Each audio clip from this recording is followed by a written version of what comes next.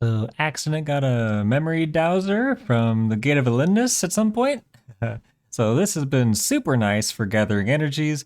I'm the only one who's 95 plus divination in the group, so I've been the designated divinationer, which is kind of. It's a lot to gather the energy for 4 people to be training their invention and having augmented gear and stuff, but with the memory dowser, I'm getting like 150k energies while AFK working from home. So yeah, I could probably sustain and maintain these guys. Well, yeah, and here we are about to get a huge unlock. So we are unlocking the final ship slot. So I'm gonna have 4 to 4 possible ships going for player on ports. It's kind of the last big unlock for like number of ships you're sending out and stuff. But yeah, it's gonna be kind of rough to have the crew and everything to have high success rates with 4 ships, but and 54% of the way to the next region. So after unlocking tier 90 necromancy weapons last episode, it's time to go for the Zuck Cape. So first off, you gotta do the fight caves, then the fight kiln, which I'm super over prepared for in this account with tier 90 weapons, soul split, overloads. Like, I don't know if I've ever been this over prepared for my first fire cape and kiln capes. Well, that's Hurricane down. So of course gonna claim the Tokarkal more for the necromancy kiln cape, so I can upgrade that into the Zuck cape once we go and do some normal mode Zuck. I was also probably pretty over prepared for Zuck, having soul split and overloads. I think Ant and Accident have already gotten their Zuck capes or have done their Zucks with sort of less gear than I have, but this will be really nice to finally get this Zuck cape out of the way.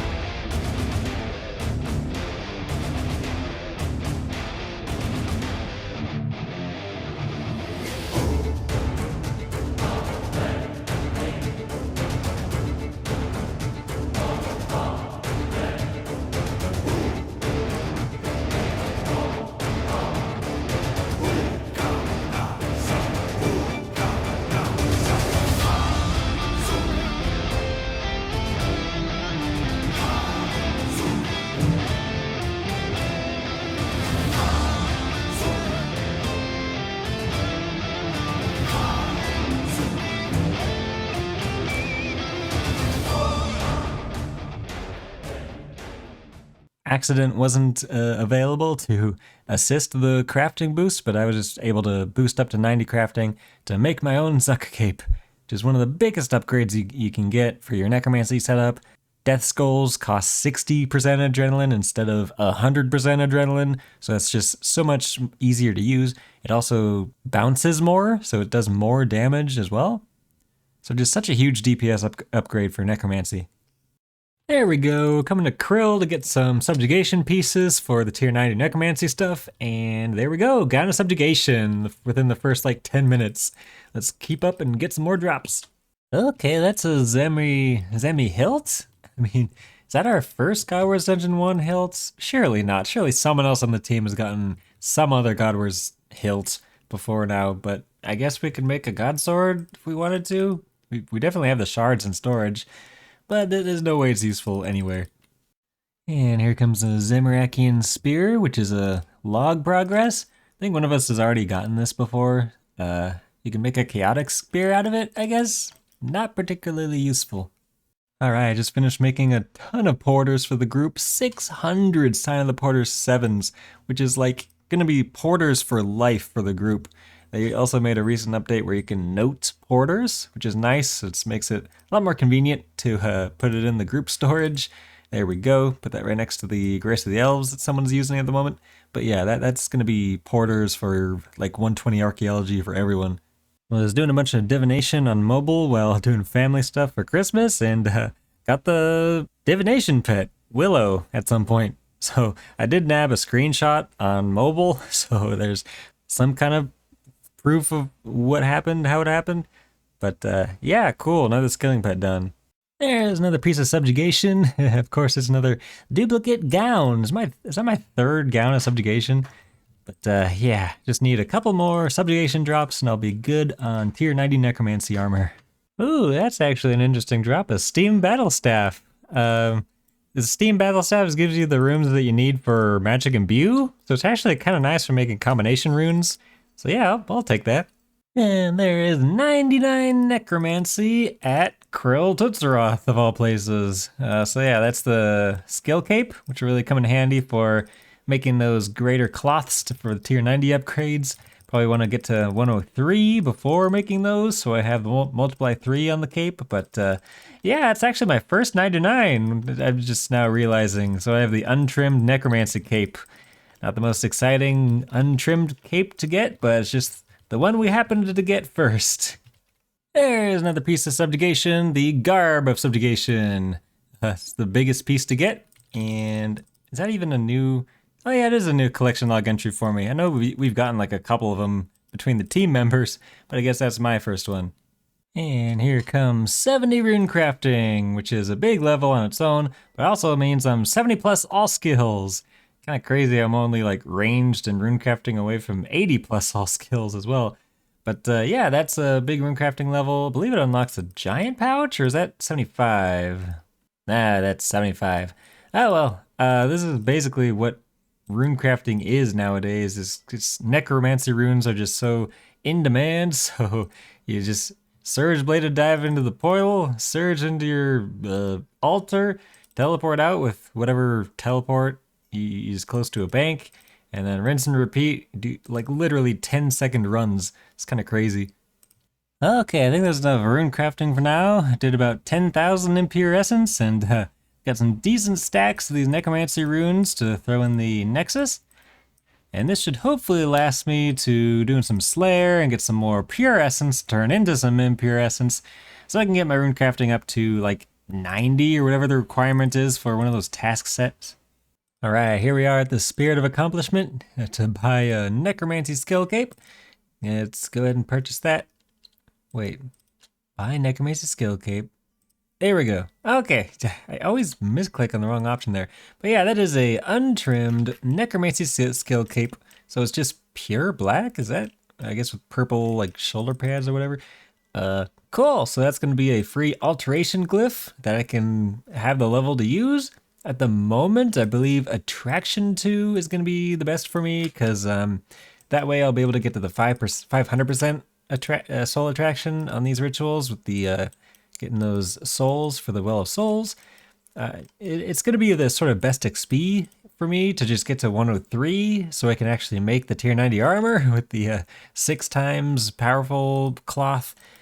I'm thinking ahead, but yeah, big untrimmed necromancy skill cape, I guess.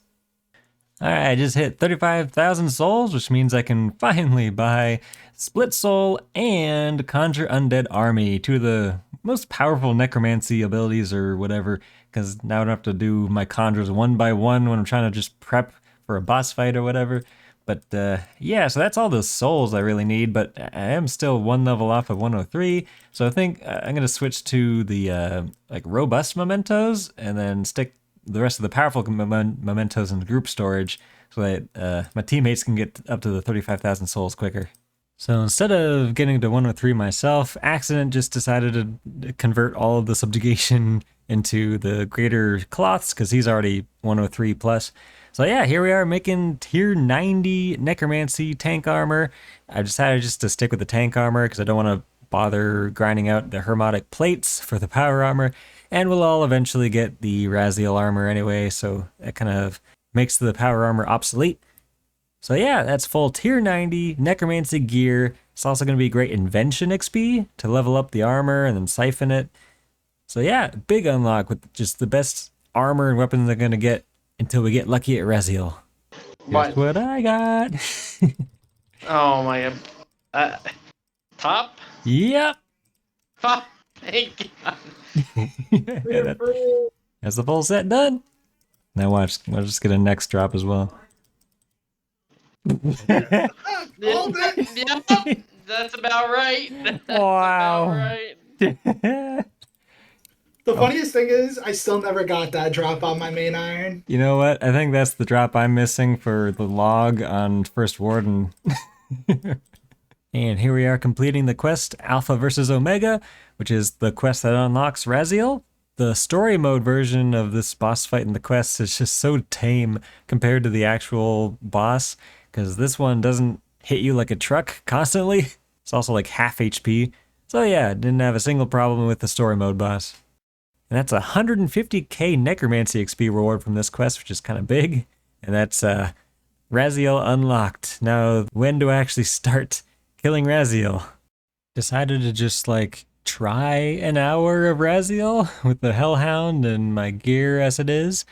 It went okay. Like, it was pretty miserable. Got about 19 kills in the hour. So like, I'm getting the kills, but it's just taking like 3 minutes because my DPS is not great. And I'm eating a lot of food during the kill because I'm not killing it fast enough to skip most of the mechanics. It's just a rough time. Some big things I'm probably missing are vulnerability bombs, so I can actually vuln the boss. That 10% damage is a lot. I'm not quite 100% accuracy, even with Salve Amulet. So I need to get some like Necromancy levels, and Elder Overloads will probably get me there. Also, my pocket slot item is the book from the task set. So probably not the best pocket slot item. So yeah, we've got a few more upgrades I probably want to get before going back to Razal for the big grind at this boss. Doing some clue scrolls because I want to get another one of them Grace of the Elves for the group. And finally I have enough points to buy the Globetrotter shorts. I know it's not technically the most efficient thing to buy first, but the thing that takes up a bunch of my brain power is finding the emotes whenever I get those emote clues on the hard clues. So just being able to right-click Signal Yuri instead of having to like hunt for the right emote, it just saves me a lot of brain effort. Are you kidding me, brother? Another shadow die, this time from a hard clue? What is the die luck on this account? That's right, Ant. And again, Ant is the only one online to see it. Like, this complete deja vu. Yeah, let's just throw that in my bank, I guess. The first one is still just kind of sitting in here, wherever it is. Oh yeah, there's a little 2 popped up when I put it in there so I can find it. 2 shadow dies and a barrows die, and how many clues? Like 73 hard clues and like 100 elites. That die luck is ridiculous. Okay, let's see if we go back to back. Nope, not even a fortunate. And here we are getting the crafting boost to get the second Grace of the Elves for the group. So another 50 fortunate components down the drain, but this should make it much easier to have multiple people training archaeology at the same time, because you basically need a Grace of the Elves to train archaeology with any kind of quality of life. And with that, let's call it an episode. We're getting to the point where we can go for some pretty nice PVM achievements as a group. So thanks for watching and see you next time.